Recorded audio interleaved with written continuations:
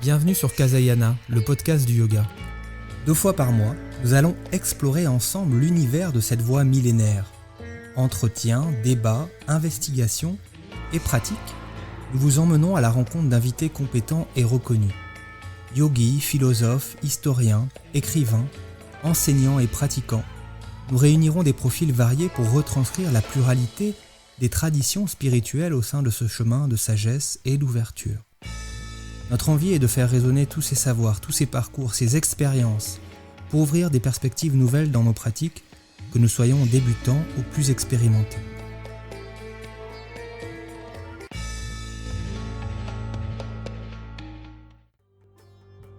Bonjour à toutes et à tous. Je suis vraiment très heureux à nouveau de vous retrouver pour cette nouvelle émission sur le yoga.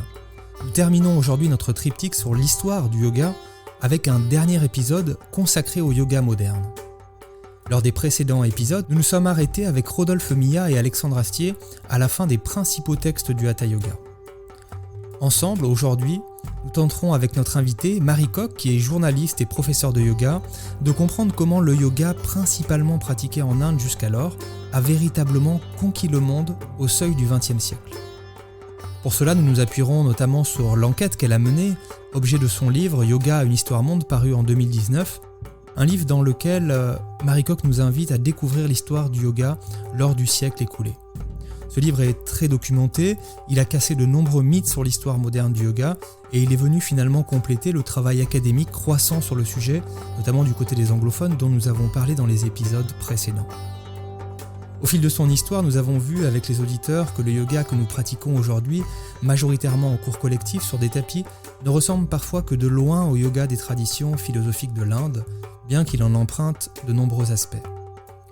Et c'est ce bout d'histoire, de 1900 à aujourd'hui, auquel nous allons nous intéresser, celui de l'avènement du yoga moderne, qui va faire basculer le yoga d'une pratique philosophique et spirituelle, confidentielle en dehors de l'Inde, à une pratique physique et posturale, bientôt présente dans chaque village en France.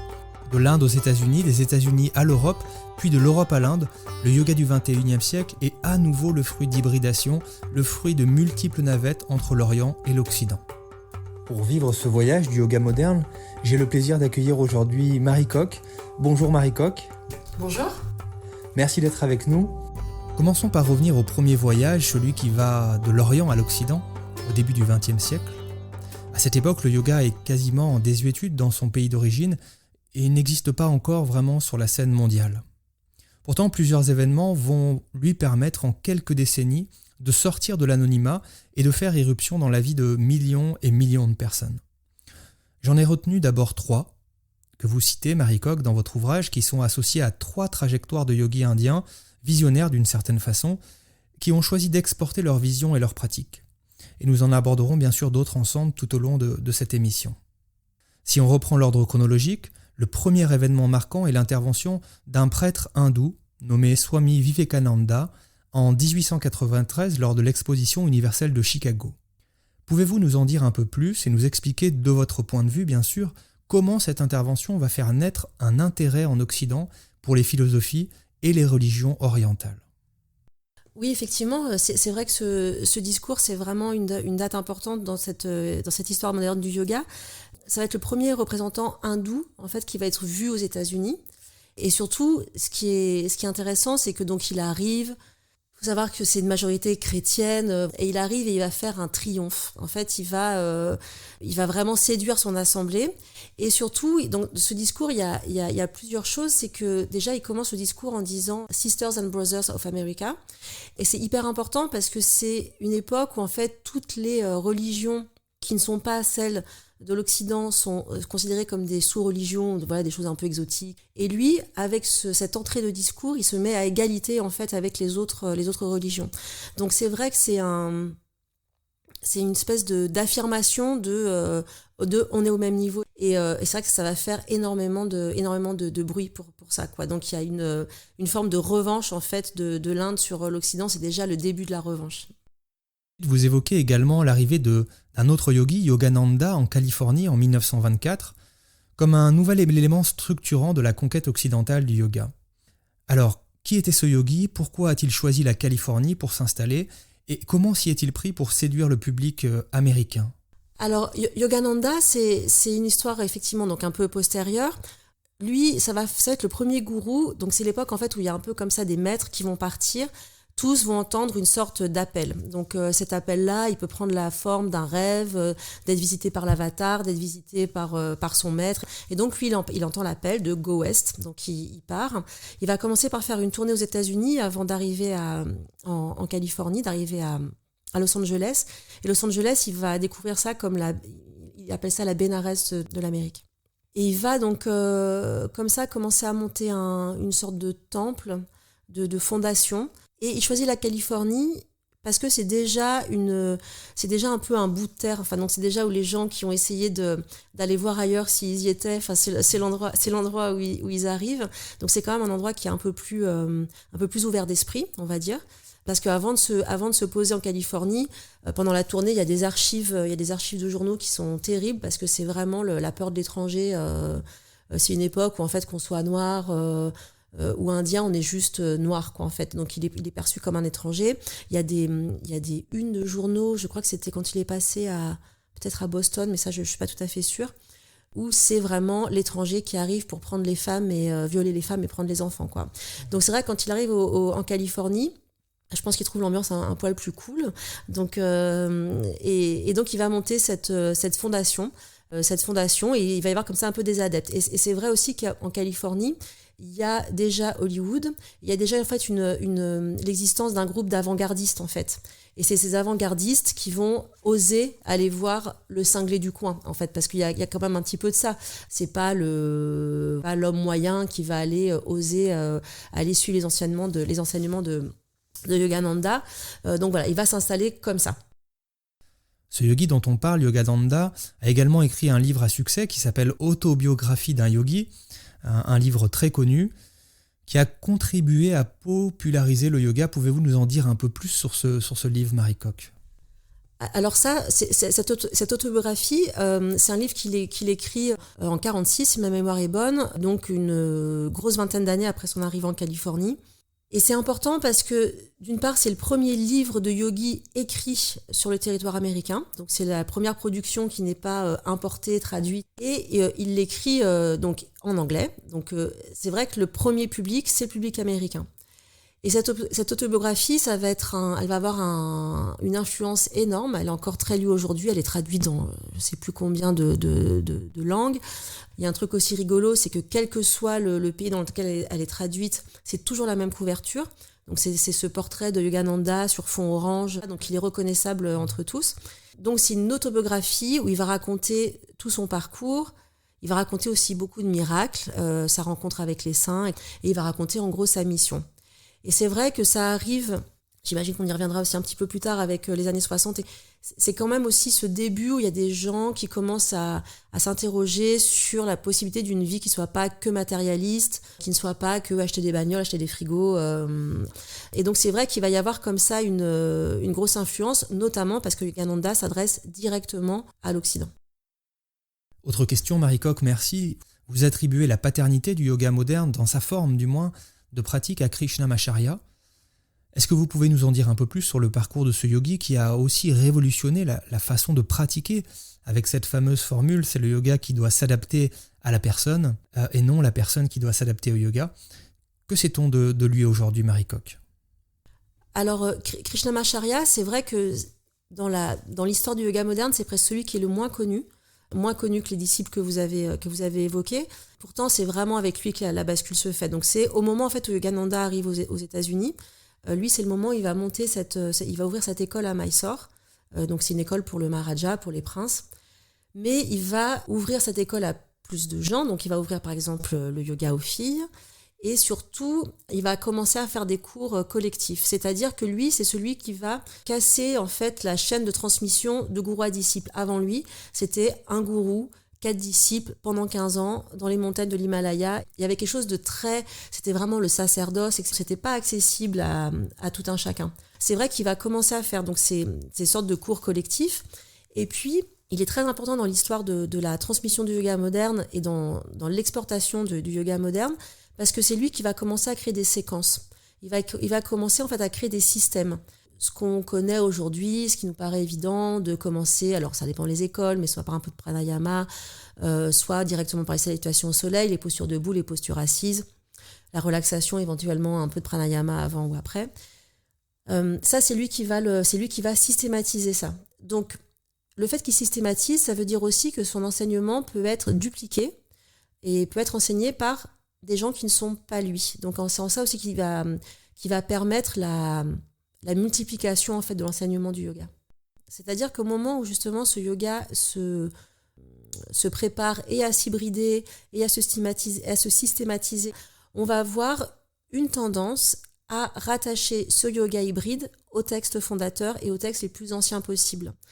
Et c'est vrai que tout ça, ça fait partie aussi quand même d'une visée de revalorisation de l'Inde quand c'est pas une visée nationaliste pour lutter contre l'Empire britannique, de dire ok, on vous présente un yoga qui est accessible, on vous fait ce cadeau-là, on donne le yoga à l'Occident, mais par contre, soyez bien conscients que ce qu'on vous donne, c'est une tradition qui était antérieure à la venue de l'Empire britannique.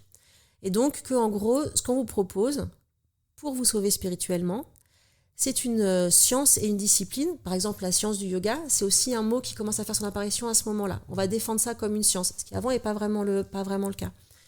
Mais donc, pour dire aussi à l'Empire britannique et à l'Occident qui n'est pas colonial en tout cas, pas en tout cas pas pour l'Inde, de dire la science qu'on vous offre, on la connaît et on la pratique et on la maîtrise depuis bien avant votre venue. Donc, en gros, vous pouvez commencer à nous foutre la paix et à reconnaître notre égalité, voire notre supériorité dans ce domaine-là. Pourquoi ces yogis, Krishnamacharya, Vivekananda, Yogananda, et puis d'autres ensuite, dont la première femme, Indra Devi, en 1948, Osho, Sri Yogendra, Swami Satchidananda, Pattabhi Jois, pourquoi ils ont souhaité exporter cette pratique ? Quel rapport pouvait-on imaginer avec le contexte géopolitique de l'époque et notamment la domination britannique avant 1947 ? Vous parlez souvent dans vos livres d'une visée nationaliste dans cette conquête. Pouvez-vous nous en dire un petit peu plus à ce sujet ? Alors là encore, c'est compliqué à définir parce que c'est une des hypothèses les plus partagées chez les universitaires, notamment anglo-saxons, qui sont intéressés à l'histoire du yoga. Mais chez les yogis, ça passe moins bien, on va dire ça comme ça. Parce qu'effectivement, quand tous ces maîtres, tous ces gens qui commencent à exporter, à transmettre, rentrent dans cette démarche, il n'y en a pas qui disent... Personne ne dit que c'est dans une visée nationaliste ou indépendantiste. Il y a Aurobindo qui le fait. Mais sinon, les autres ne le disent pas. Ce sur quoi on peut s'interroger, c'est que d'un coup, tous ces maîtres se font visiter par les avatars pendant la nuit et que tous les avatars disent « Go West ». Donc voilà, donc on peut quand même... Soit il y a vraiment... Ce que je peux entendre, il y a vraiment un alignement cosmique incroyable, soit il y a une visée indépendantiste derrière tout ça. Marie Coq, vous décrivez leur approche comme une opération de séduction de l'Inde vers l'Occident.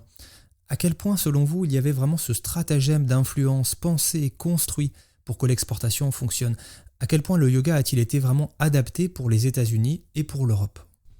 Alors, stratagème, c'est peut-être un petit peu fort, mais en tout cas, c'est vrai que dès qu'ils commencent à transmettre et à rendre le yoga accessible à l'Occident, ils vont l'hybrider. Ils vont l'hybrider de plusieurs façons. Donc, ils vont le rendre plus physique. Donc ça, effectivement, c'est Krishnamacharya. Par exemple, les rares images qu'on a de Krishnamacharya, c'est des images de démonstration d'asana, par exemple. Ce qui nous paraît aujourd'hui complètement normal sur Instagram, etc. Mais en vrai, ça commence plutôt à ce moment-là. Donc le rendre plus physique, un accès plus sur les postures, ce qui n'est pas le cas de Vivekananda ni de Yogananda. Enfin bon, en gros, ça commence un petit peu là. De gommer tous les aspects religieux. C'est-à-dire qu'il continue à délivrer le message hindou, mais sans rattacher à une religion. Et surtout, ça c'est Vivekananda qui commence avec ça, mais tous vont dire non, le yoga n'est pas du tout une religion et c'est compatible avec n'importe quelle croyance. Donc ça peut être une couche supplémentaire. Donc il gomme cet aspect religieux, même si aujourd'hui il y a quand même aussi pas mal de chercheurs qui pensent qu'il y avait quand même une forme de prosélytisme un peu caché. Un chercheur que j'avais interrogé pour le livre disait en fait l'hindouisme, on croit toujours que c'est une religion très inclusive, mais c'est inclusif parce qu'ils pensent que c'est quand même la religion supérieure et qu'à un moment tout le monde va devenir hindouiste. Et donc voilà, donc je pense qu'il faut garder ça aussi en tête. Et puis ils vont développer en fait tout l'aspect santé. Aujourd'hui, c'est ce qu'on voit beaucoup. N'importe quel petit reportage sur le yoga, ça va être toujours on s'est senti mieux, gestion du stress, ce qui fait pas du tout partie en fait du yoga des origines. Enfin, si un yoga des origines existe, mais ils vont vraiment accentuer ce côté-là dans les années 20, dans les années 40, mais c'est surtout dans les années 60 qu'on va voir ça, notamment avec tout l'essor du développement personnel. Donc là, on va voir effectivement comment on remplace en gros l'objectif du samadhi par une gestion du stress, quoi. Dans votre livre, vous évoquez aussi souvent le rôle des stars d'Hollywood qui ont largement contribué à faire connaître le yoga au grand public. Est-ce que ces yogis indiens, notamment je pense à Bikram Choudhury, connu pour la méthode de yoga qui porte son nom, avaient délibérément choisi d'en faire finalement des influenceurs comme on le voit aujourd'hui sur les réseaux sociaux? Que sait-on de cette entreprise de séduction justement des acteurs et comment ont-ils participé à la diffusion mondiale du yoga? Vous évoquez Instagram, mais c'est vrai qu'à ses débuts, il n'y a pas Internet. Et qu'est-ce qui est le plus fort quand il n'y a pas Internet? C'est le cinéma américain. Le cinéma américain, c'est ce qui est capable de toucher l'Amérique, l'Occident et des provinces, ou des pays qui sont a priori très étrangers à la vie américaine. Et c'est vrai que du coup, ces stars de cinéma, elles ont un pouvoir de rayonnement immense. Ce que vous disiez, là, c'est vraiment les influenceurs de l'époque. Et puis, ce qu'on évoquait déjà tout à l'heure, c'est que c'est une forme d'avant-garde qui va pas avoir trop la trouille de faire comme ça des choses un peu bizarres. Au pire, c'est pris comme une espèce de petits caprices d'artistes. Donc ça va être très important pour eux. Donc ça, au début, dans les années 40, Devi, quand elle ouvre son centre, elle fait ça à Hollywood. Donc il va y avoir un rayonnement. Mais même plus tard, quand il y a Bikram qui débarque aux États-Unis, lui aussi, il va quand même plutôt à Hollywood. Et c'est Shirley MacLaine, par exemple, qui va le briefer, qui va le coacher pour que ça fasse une entreprise. Donc c'est vrai qu'il y a un lien que les yogis n'aiment pas trop reconnaître. Il y a aussi, je sais pas si parmi vos auditeurs, il y en a certains qui ont vu ces photos, mais il y a une polémique qui fait rage autour de photos de Marilyn Monroe qui peut-être ferait du yoga, mais en fait on ne sait pas. Et en fait des photos peut-être ce serait Marilyn ou peut-être pas. Enfin donc il y a vraiment quand même tout ce truc. Mais c'est vrai que en dehors de photos comme ça de maîtres, peut-être d'iconographie qui n'aurait été vue que par les gens qui étaient déjà conquis, c'est eux qui ont permis de la diffusion d'images de posture, par exemple. Posture faite par... il y a une photo de Marilyn Monroe qui fait la chandelle, qui fait une sorte de pont. Donc c'est vrai que ça a eu beaucoup de retentissement. Ça a permis aussi à des gens de dire si Marilyn Monroe le fait, pourquoi pas moi, quoi. Alors nous avons évoqué la transmission dans un sens, mais pour qu'il y ait transmission, il faut qu'il y ait à la fois quelqu'un pour transmettre, et nous l'avons vu, mais aussi quelqu'un pour recevoir. Qu'est-ce qui fait que dans la culture américaine et dans la culture européenne, par extension au XXe siècle, il y avait finalement de la place pour recevoir ce message du yoga, pour l'accueillir, alors qu'il était encore finalement très associé aux religions indiennes et qu'il n'avait encore moins qu'aujourd'hui, en tout cas, masqué la totalité de cet arrière-plan idéologique de la pratique. Alors au début, notamment en Californie, il y avait quand même déjà une appétence pour le corps. C'était c'est le cas encore aujourd'hui. Si on va encore en Californie aujourd'hui, on voit là toute la Muscle Beach là. Enfin bon, il y a quand même toute une tradition en Californie, ne serait-ce parce qu'il fait plus chaud, les gens sont un peu plus dénudés, donc ça a quand même joué. Au début, c'était aussi un moment où il y avait quand même un intérêt pour l'ésotérisme, le mysticisme. Pour des expériences. La Californie, c'est une terre d'expérience. C'est quand même déjà un terrain capitaliste, mais il y a un truc un peu plus un peu plus baba, plutôt pas bobo, baba avant l'heure. Et après, il va y avoir quand même un effet énorme de la contre-culture. C'est vrai que le yoga dans les années 60, il y a quand même toute cette jeunesse qui milite contre la guerre au Vietnam, qui ne veut pas de ce modèle parental, de ce modèle familial, de ce modèle gouvernemental. Et voilà, c'est quand même il y a ce règne de l'Amérique, première puissance mondiale. C'est là où il y a la thune, c'est là où il y a c'est là où il y a les frigos, c'est là où il y a les voitures. Et c'est vrai que le yoga, ça va proposer un autre modèle. Ça, on peut le voir par exemple à Woodstock, où il y a Satchidananda, qui va faire ce discours où il va dire sur le plan matériel, l'Amérique, vous êtes meilleur, ça c'est sûr. Mais sur le plan spirituel, vous êtes perdu. et nous, on va vous aider.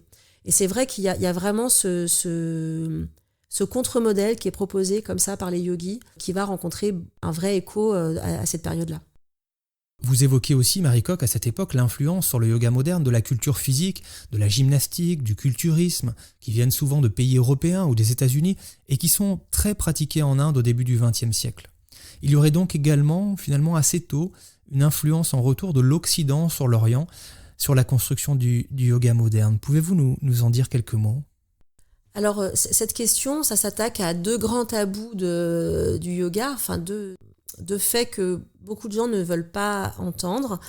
Le premier, c'est que le yoga tel qu'on le pratique aujourd'hui, c'est un yoga d'hybridation. L'hybridation qui a été voulue de l'Inde vers l'Occident, mais aussi effectivement des apports de l'Occident vers l'Inde, en tout cas dans la façon dont on le connaît aujourd'hui, enfin l'image qu'on a en tête du yoga aujourd'hui. Et aussi que ces apports ont été possibles parce que on a l'image en fait de ce yoga qui a été transmis, qui a été pratiqué partout, par tout le monde. Mais quand les premiers maîtres vont aux États-Unis, en fait le yoga est en train de péricliter en Inde, notamment parce que c'est plus ou moins interdit par l'Empire britannique. Il y a ça devient un peu caché. Donc c'est une discipline qui est en train de s'éteindre. Et ça s'éteint aussi en Inde, quoi qu'on veuille bien en penser. Là encore, personne ne s'est prononcé ouvertement là-dessus, mais il y a quand même beaucoup d'hypothèses, enfin beaucoup de chercheurs aussi qui disent que ces yogis, ces maîtres qui partent en Occident pour exporter le yoga, c'est aussi dans l'idée que si ça devient à la mode aux États-Unis, les Indiens voudront en refaire. Et c'est aussi pour ça qu'ils ramènent ce yoga donc ils ont hybridé, mais qui s'est aussi hybridé en retour, et que les Indiens vont commencer à pratiquer un yoga qui est moins indien que ce qu'il était au départ.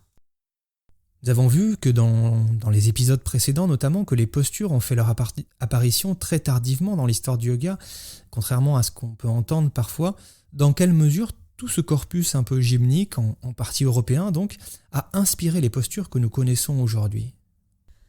Alors là, c'est une question difficile et honnêtement, je ne suis pas assez spécialiste pour répondre de façon tranchée, mais une hypothèse, ce serait plutôt une hypothèse, mais c'est que les yogas ressemblent aux époques qui traversent. En fait, contrairement à l'idée d'un yoga immuable, dont les gestes nous ont été transmis comme ça de façon inchangée depuis des millénaires, on pratique le yoga de son époque.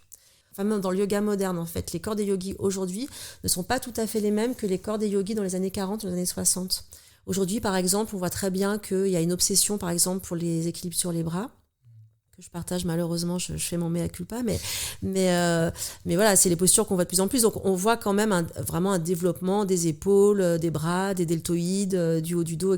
On a, par exemple, les yogis d'aujourd'hui sont plus musclés. C'est moins de la pâte à modeler quand on voit Krishnamacharya ou les alors après on n'a pas la même physionomie que les Indiens évidemment, mais le yoga a changé. Donc même si on est dans un yoga plus physique, là on est dans un yoga, par exemple, on veut des corps secs, pas de gras, et qui correspond aux standards de l'époque. Il y a un livre que j'aime beaucoup là de Christopher Isherwood, là, donc Mon gourou et moi, voilà, qui raconte justement toute la relation avec son gourou de Los Angeles.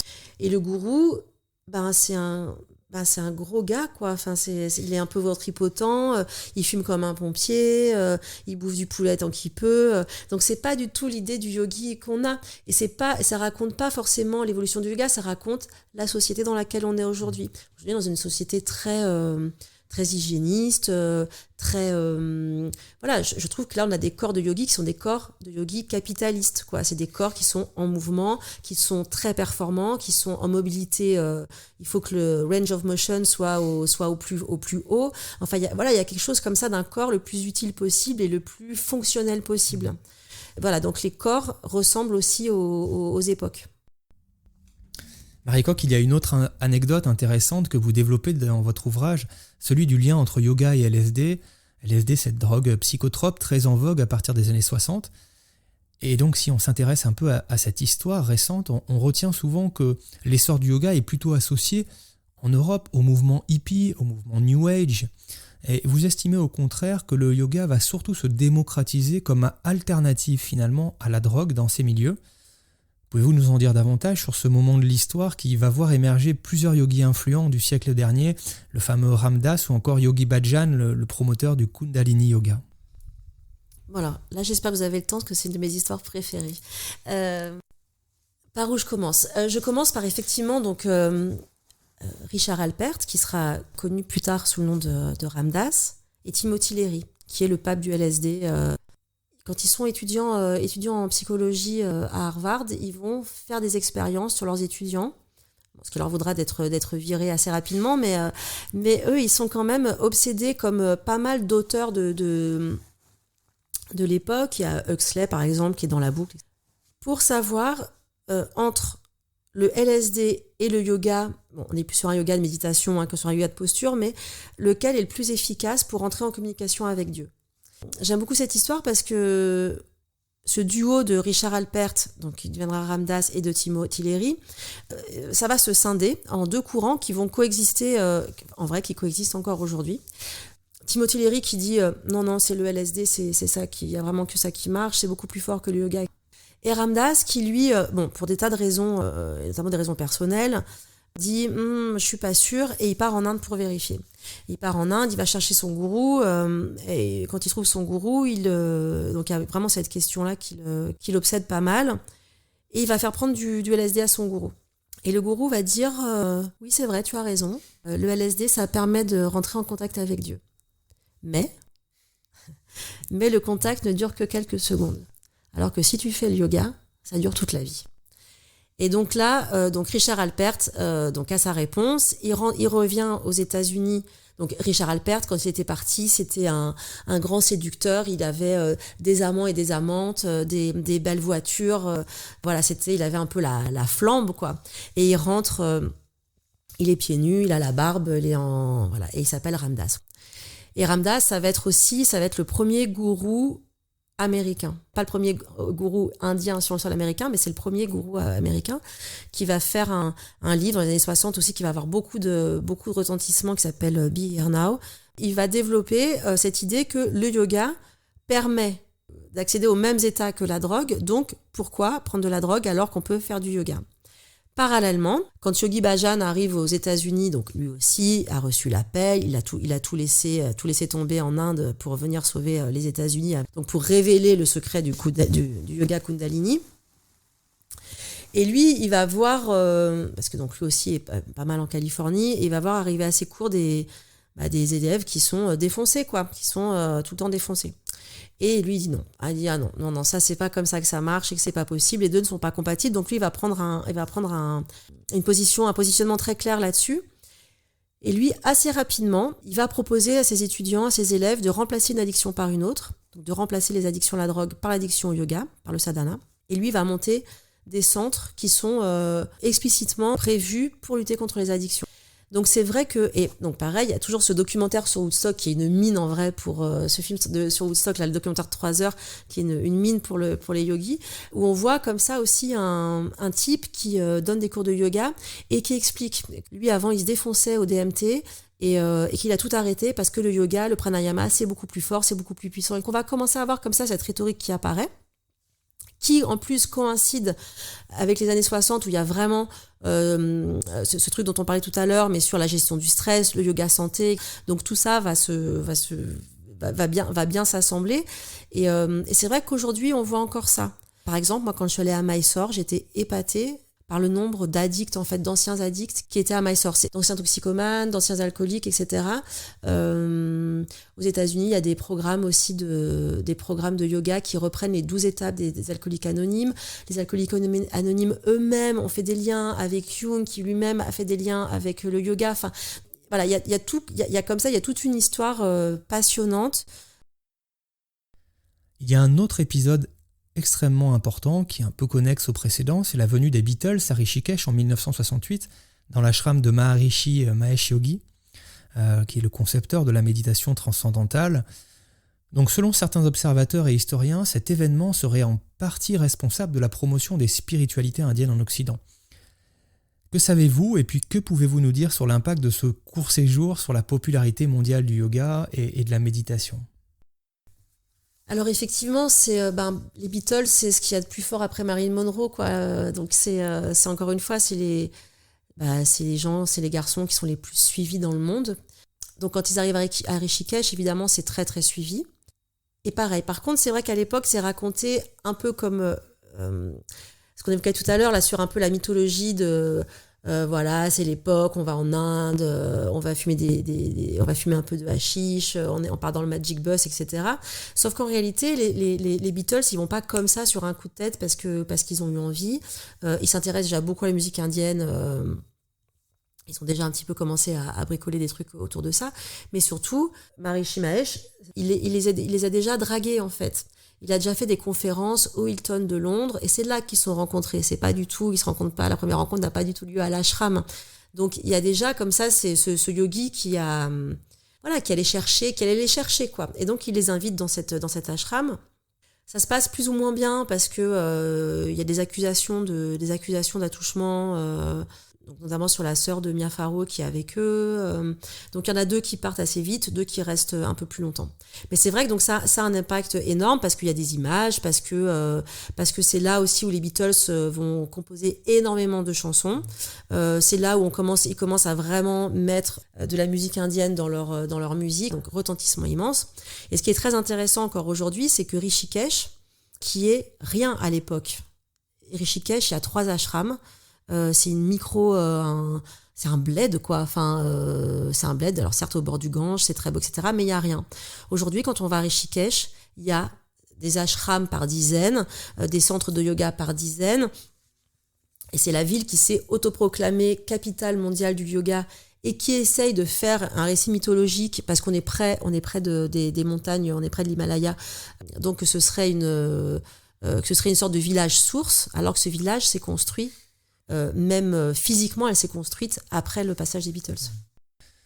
Il y a aussi dans cette histoire moderne des petites histoires dans la grande histoire, c'est ces histoires de guérison spectaculaires, celle de Stéphane Haskell, celle d'Eva Rushpohl, qui est une pionnière du yoga en France, qui vont faire elles-mêmes écho à l'histoire de Iyengar, ce fameux yogi qui est né difforme, malade et qui deviendra finalement un modèle de santé grâce à la pratique d'un yoga vraiment tourné vers la thérapie, vers le soin du corps. En quoi ces histoires marquantes ont contribué aussi peut-être à offrir au yoga le statut qu'il a aujourd'hui, reconnu par l'OMS, de médecine complémentaire?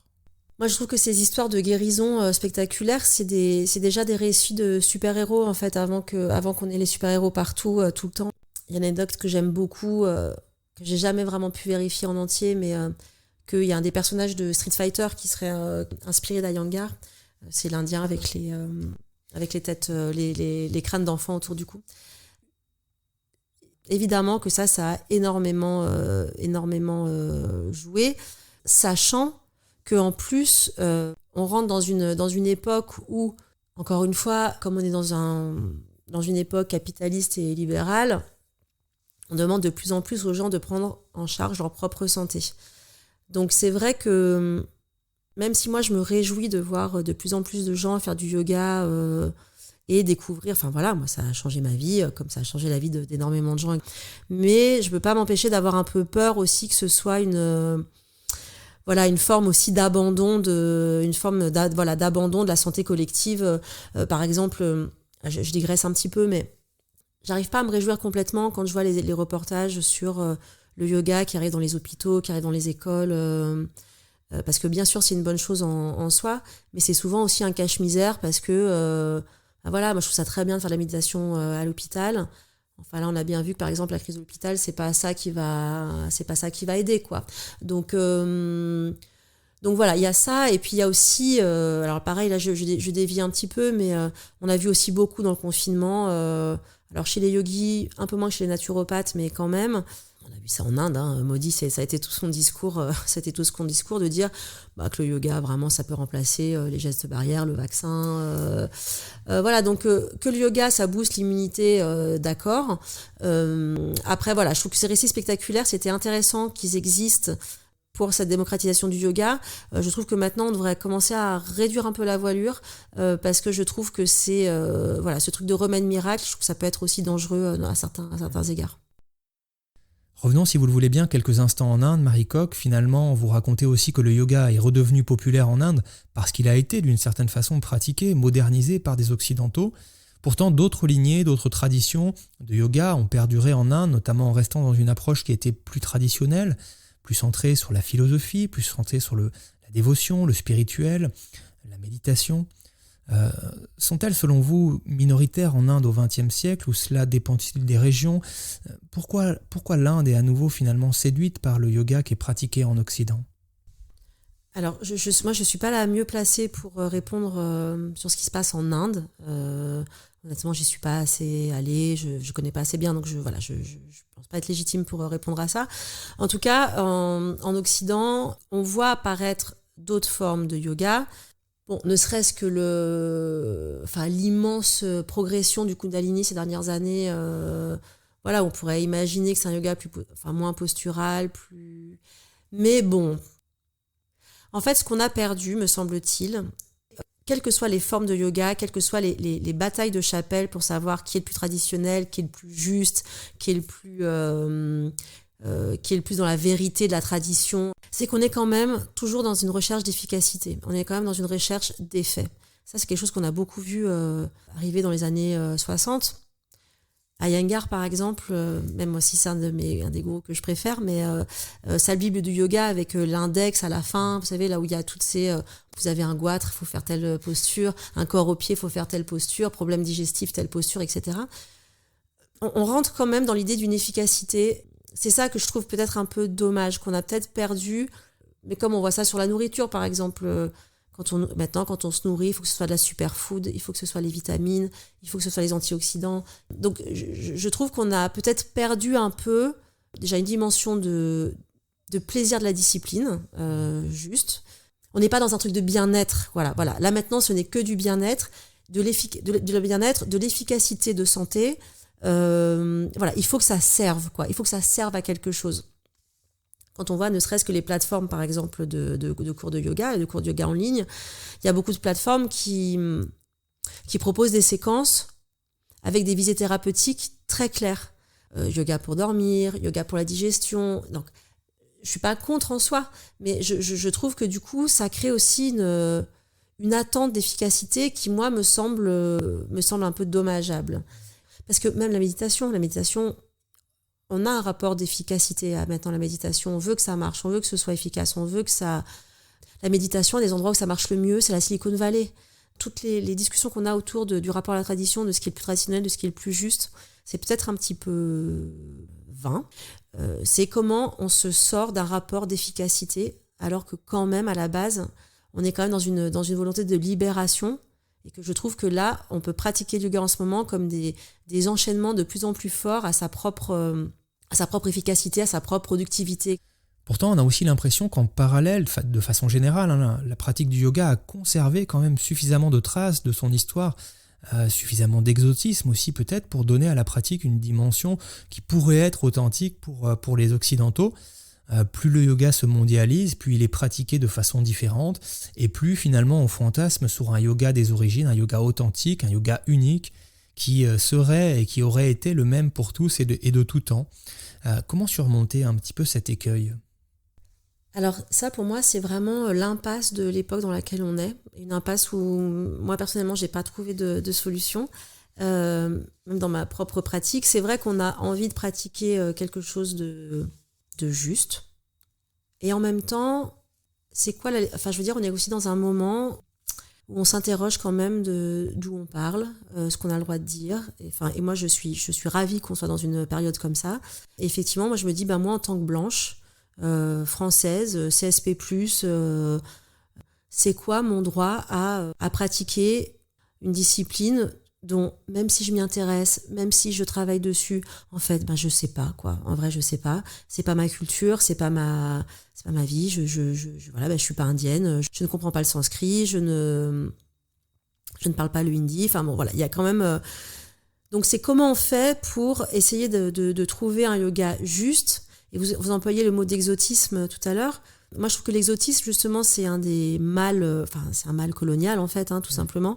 Comment on fait pour proposer quelque chose qui soit respectueux de la tradition et en même temps qui tombe pas, justement, dans un exotisme qui ravit l'Occident. Comment on fait pour être à la bonne place ? Donc, je réponds pas à votre question parce que je n'ai pas compris comment on faisait encore. il y a aussi un autre problème, c'est que soit on essaie de rechercher un yoga plus traditionnel, plus originel, soit on accepte que c'est complètement hybridé. En même temps, moi, je vois bien que j'ai aussi des limites. Voilà, le yoga hip-hop, par exemple, pour moi, c'est trop. Je veux bien être ouverte le plus possible, mais je vois bien que je peux, c'est au-delà de ma tolérance. Mais qu'en même temps, si je cherche à tout prix à faire un yoga traditionnel, j'oublie aussi un autre problème. C'est par exemple que si on veut toujours avoir la tradition, on voit pas que, par exemple, le yoga, c'est une discipline là maintenant qui est récupérée par les blancs riches, par exemple. On parlait des corps tout à l'heure, par des corps qui sont quand même assez normés. Et je me dis que plus on est traditionnel, plus on exclut les noirs, les personnes plus fortes. Toute la rhétorique traditionnelle aussi sur le féminin, le masculin. Qu'est-ce qu'on fait des queers au milieu de tout ça? Donc voilà, donc je trouve que c'est plutôt ces questions-là qu'il faudrait se poser aujourd'hui et qu'on reste un peu trop bloqué sur qu'est-ce qui est traditionnel, pas traditionnel, et que je trouve que c'est une vision je trouve que c'est une approche un peu bourgeoise en fait de tout ça, quoi, un peu très occidentale, très blanche, très autocentrée. Malgré cela, le yoga peut permettre pour certains occidentaux de se réouvrir aussi à cette dimension sacrée de la vie, sans s'en remettre pour autant à des religions, à un dieu personnel, tout ça a une image aujourd'hui un peu moins positive. Le développement du yoga depuis une dizaine d'années, est-ce qu'il ne coïncide pas avec ce retour du spirituel ? Est-ce qu'il a répondu à cette demande finalement d'une spiritualité assez douce, assez ouverte, assez personnelle, parfois même laïque, qui va peut-être faire écho elle-même au manque de sens qui est ressenti par beaucoup de personnes dans cette société? Là, je suis assez d'accord avec vous, notamment parce que je pense que le yoga, ce que ça a permis, c'est de donner à l'Occident un vocabulaire dont on manquait. La libération, le samadhi qui est intraduisible par exemple. Ça donnait un vocabulaire à des recherches, à peut-être des sensations, à peut-être des envies spirituelles qui sont moins marquées effectivement en Occident. Je pense effectivement que, notamment en France, qui est un pays très laïque, croire en quoi que ce soit, c'est déjà compliqué. Je pense qu'il est plus facile effectivement de passer les portes d'un centre de yoga ou même de ces centres qui sont plus proches de l'ashram que de rentrer dans des églises ou dans des mosquées ou dans les synagogues. J'ai par exemple dans mes amis I et IE qui font du yoga, personne ne se sent obligé de se justifier de sa pratique, ce qui n'est pas le cas de mes amis musulmans, de mes amis juifs, etc., qui sont toujours obligés de dire là où ils se tiennent, ah non mais on n'est pas fondamentaliste. Enfin voilà, donc il y a quand même ils sont toujours obligés de se justifier, notamment notamment quand c'est un cas de conversion. Quelqu'un qui se convertit au yoga, on va pas lui casser la tête, par exemple. Et pourtant, il pourra avoir une pratique spirituelle avec un dogme, parce que il y a aussi un dogme, avec des rituels, avec des prières, avec des interdits alimentaires. Voilà. On se met au yoga, il y a quand même une grande chance au bout d'un moment qu'on arrête la viande, par exemple, ne serait-ce que pour respecter le principe de non-violence. Donc, toutes ces choses qui ressemblent quand même énormément aux religions qui font tellement peur en France, mais là ça passe. Donc effectivement, je pense que c'est un endroit.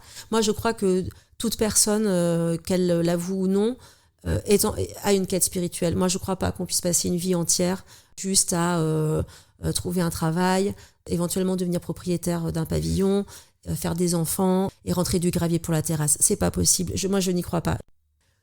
Je pense que le besoin spirituel, c'est un besoin primaire chez l'homme et la femme, enfin l'homme chez l'humain, et que le yoga, ça a facilité, ça a rendu ça plus possible effectivement que les religions. Et un autre élément qui apparaît nettement dans l'histoire moderne, c'est cette féminisation de la pratique. Alors qu'il a vécu longtemps dans des sociétés où il était enseigné, pratiqué par des hommes, le yoga est aujourd'hui majoritairement pratiqué par des femmes. Alors est-ce que c'est l'évolution du yoga au XXIe siècle ou l'évolution de la position de la femme dans la société qui a contribué à cette féminisation très marquée de la pratique du yoga? Moi, je trouve que c'est l'histoire de la masculinité, en fait, surtout, plus que de la féminisation de la société. Mais c'est-à-dire que quand il y a un moment, le yoga, c'était interdit aux femmes, que c'était un truc de bonhomme. Alors là, les mecs voulaient en faire. Quand ça s'est ouvert aux femmes, alors là, les mecs n'ont plus voulu parce que ça faisait gay. Aujourd'hui, voilà, l'équivalent du hip-hop yoga, par exemple, de ce qui passe pas mon niveau de tolérance, même si j'essaie d'être le plus ouverte possible, c'est le broga. par exemple. Donc là, c'est des yogas ou le yoga des bons hommes. Donc c'est des vrais mots, c'est des vrais trucs qui existent. Donc bro, comme les trucs de bro, les trucs de brother, les trucs de fraternité, quoi, de fraternité américaine, donc qui sont les lieux de culture du viol, etc. Donc on fait ça entre hommes pour que... je trouve ça lunaire, quoi. Je sais pas comment dire, je sais même pas quoi dire de tout ça, quoi. Alors que, malgré tout, on continue quand même le yoga postural qu'on fait n'est toujours pas vraiment adapté aux femmes. On est quand même sur des pratiques, et plus les pratiques sont codifiées, plus c'est le cas, qui respectent pas l'anatomie du bassin, par exemple, de la femme. Je trouve qu'il y a quand même là un espèce d'énorme malentendu où effectivement la discipline s'est féminisée alors que je trouve que la discipline reste quand même profondément masculine. Ce qu'on disait tout à l'heure aussi sur ce yoga Instagram qui est très spectaculaire et qui demande donc du coup aussi beaucoup de force. On demande aux femmes d'être beaucoup plus musclées par exemple dans le yoga qu'auparavant. On demande quand même aux femmes de pratiquer des yogas d'hommes. Il faut encore faire le pas vers les hommes pour leur dire que non mais t'inquiète pas, tu seras pas mal vu, ça va pas remettre en question ta virilité. Il y a un autre élément que je souhaitais aborder justement sur l'enseignement contemporain. Vous le dites un peu en creux dans votre livre, puis parfois dans vos interviews. Il pourrait y avoir comme une manque d'esprit critique, un manque de remise en question aussi, un manque d'humour même de la part des professeurs de yoga. Alors même que le yoga devrait au contraire mener plutôt à la réflexion, au discernement, à la distance, y compris face à soi-même. Est-ce que vous pouvez développer ce sujet ? Est-ce qu'il est lié justement à la volonté d'enseignants, de lignées d'enseignants, de conserver le mythe d'un yoga comme celui d'une sagesse antique, sérieuse. Qu'en pensez-vous ? Alors là-dessus, je pense qu'effectivement le côté sérieux, le côté austère, quoi, le côté ascétique, moi qui est par ailleurs une partie, qui est aussi une partie qui me plaît dans le yoga, mais faut pas qu'on se méprenne quand je dis ça, mais c'est aussi un bon argument marketing. Qu'est-ce qui fait aujourd'hui que le yoga c'est pas du fitness, que c'est pas de la gym, que c'est pas du renforcement musculaire, que c'est pas du cirque? C'est cette dimension-là. Plus le prof est sérieux, plus on a l'impression de faire quelque chose d'important. Moi, je pense qu'on peut pratiquer le yoga, en faire quelque chose d'important sans avoir cette austérité. Pour le début de la question, par contre, sur le manque d'esprit critique, ça, je fais plus que le sous-entendre. Je trouve qu'effectivement, il y a vraiment...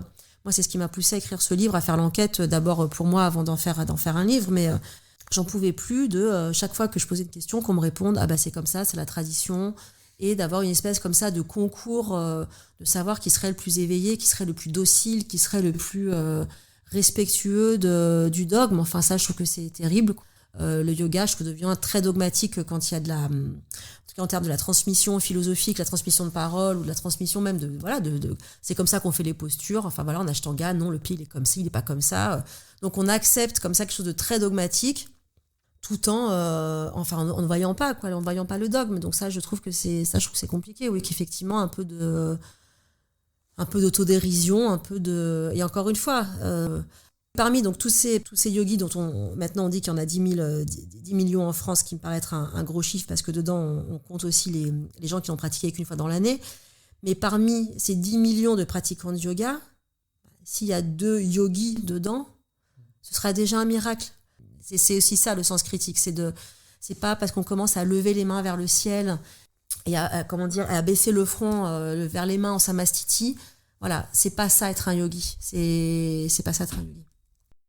On va en venir maintenant au yoga d'aujourd'hui. Vous dénoncez le yoga Instagram, le yoga YouTube, cette avalanche de postures acrobatiques, inversées, des postures qui sont d'ailleurs inaccessibles pour une très très grande partie de la population, qui sont pratiquées par des corps sculptés de sportifs, de sportives accomplis.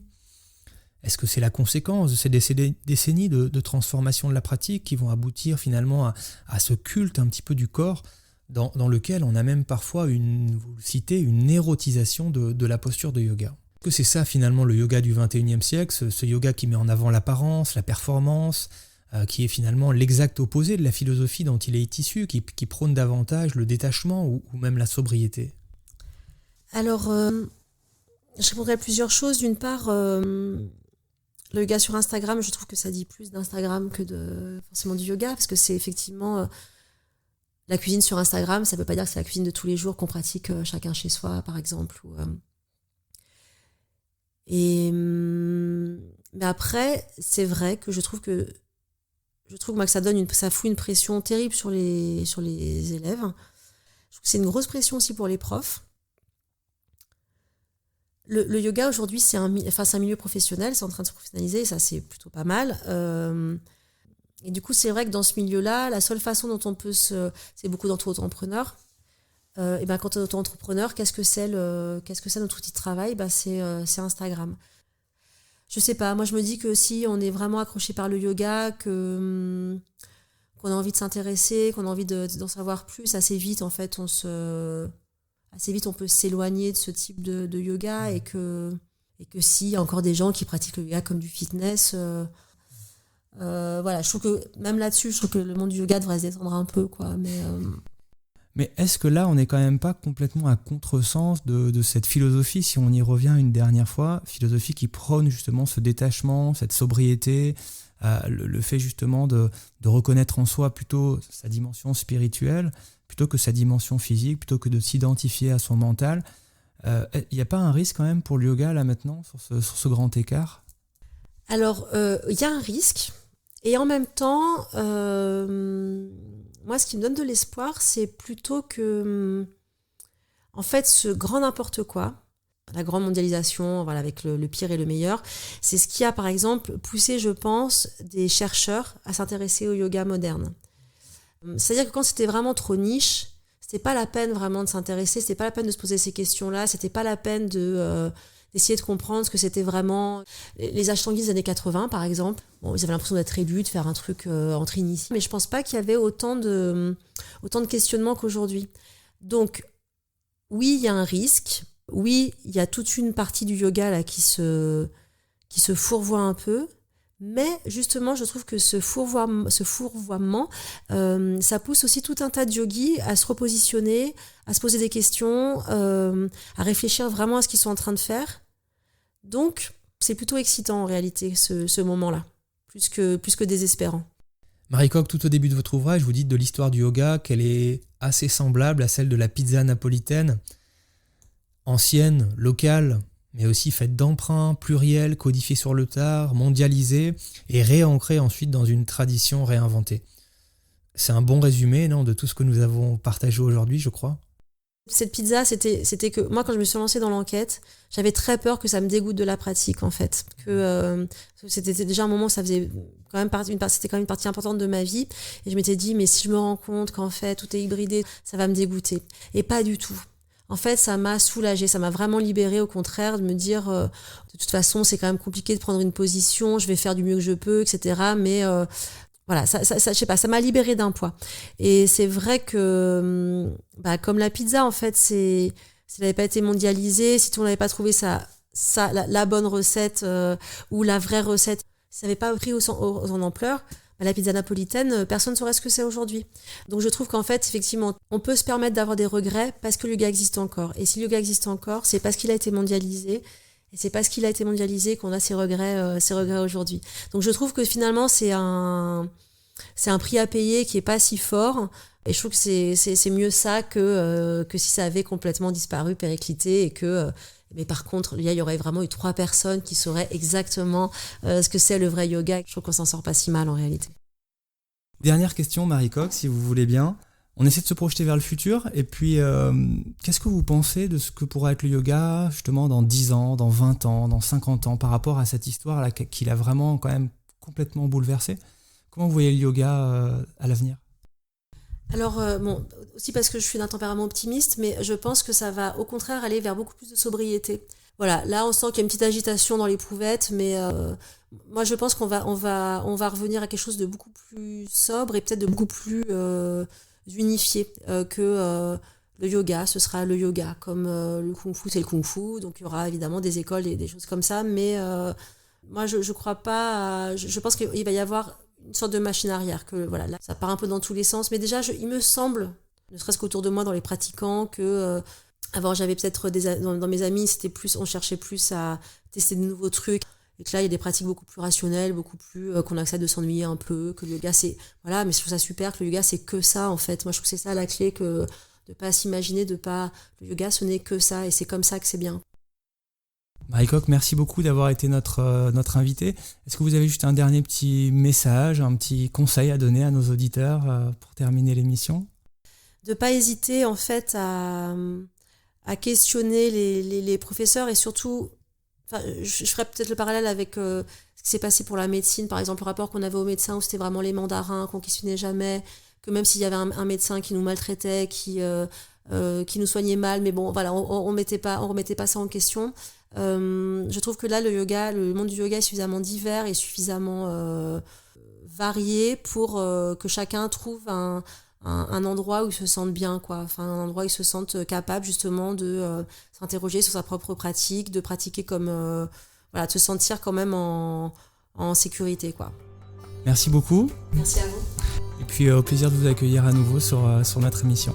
Quant à nous, nous nous retrouvons d'ici quelques jours pour le prochain épisode, le 5e épisode de l'émission, dans lequel nous poursuivrons un petit peu cette enquête sur le yoga moderne, dans un format un peu différent, une conversation libre, avec 3 invités, l'universitaire Philippe Fillot, également professeur de yoga, auteur de nombreux ouvrages sur le yoga et la spiritualité, qui sera accompagné par Jeanne et Zineb, qui sont journalistes et créatrices du blog Chitta Vritti. Merci encore pour votre écoute, je vous souhaite à tous et à toutes une excellente journée.